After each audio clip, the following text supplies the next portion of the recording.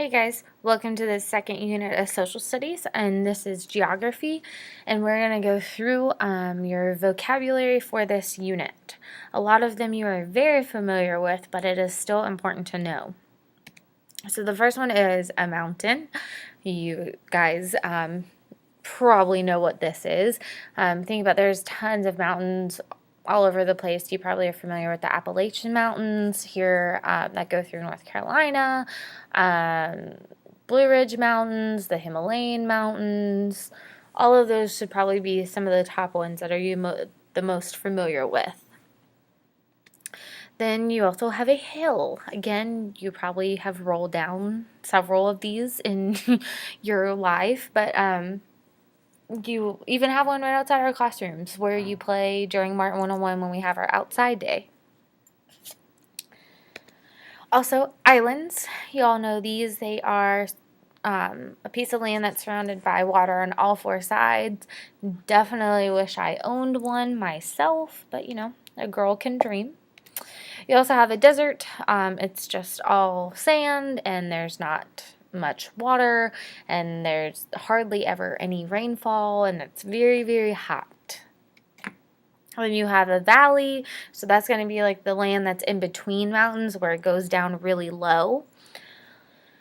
You also have a plain, which is just a very flat and long and just goes on and on and on. So if you've driven out in the country or what you guys probably call the middle of nowhere, you've definitely have probably driven past lots of plains. You also have plateaus, which are similar to plains, but they're more elevated. That rises sharply around or above the surrounding area on at least one side. So it's not quite a hill, but it's very abrupt. It goes from being super flat and low to being up higher. Peninsulas, so you know this, and instead of an island where it's surrounded by water on all four sides, a peninsula is only surrounded by water on three sides. So we have our own peninsula in the U.S., and that's Florida. Also, think about...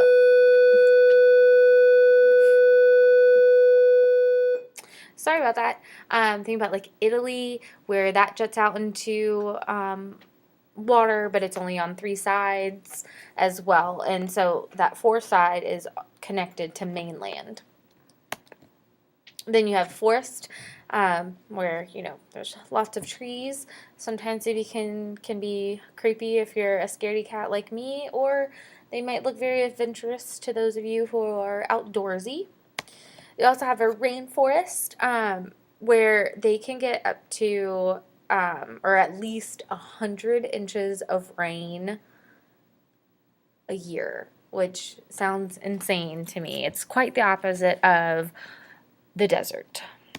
Then you have wetlands, where it is obviously a wetland, is an area that is saturated with water. And this can be something where maybe there's a rainy season, and so it might only be temporary, or it just always has some amount of water in it all the time. Then you have your ocean, which is a very large body of water, and it is made up of salt water. Definitely wish I was sitting by the ocean now instead of waiting for next summer. Then you have a sea, which is also still salt water, but it's smaller, and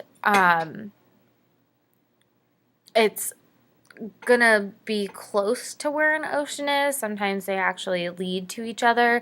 As you can see in the picture, you have the Mediterranean Sea, the Alboran Sea, and then you have a strait that's going to connect it to the Atlantic Ocean. So a lot of times it sounds silly to explain this to y'all, but many people use oceans and seas interchangeably when you're talking about the ocean, or you may even use it when you're talking about a sea. But there is a difference between the two. Obviously, seas are a lot smaller, and oceans are a lot bigger, but seas are usually located where the land and ocean meet. And even sometimes it's probably going to be partially enclosed by land, just like we saw in the previous picture where It's mostly surrounded by land, and there's just that little strip that opens up that leads it to the ocean.